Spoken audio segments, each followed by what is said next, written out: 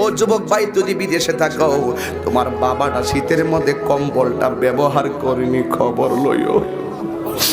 সানসেটের উপরে তোর বিদেশের 5টা কম্বল তোর বউ নিয়ে লাইন ধরে রাখিয়ে দিছে।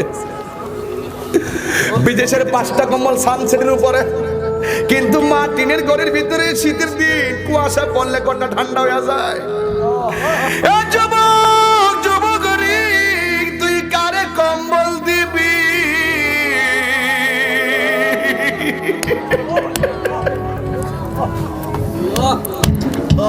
তুই কারে খাওয়াইবি? তুই কারে, মা মইরা গেলে তুই কারে যাবা করবি? তোর সানসেটের উপরে 5টা তুই লেপ কম্বল সাজায় রাখছ, মাটা নিজের শাড়ি কাপড়টা দিয়ে গুইটে ফুজে দেয়।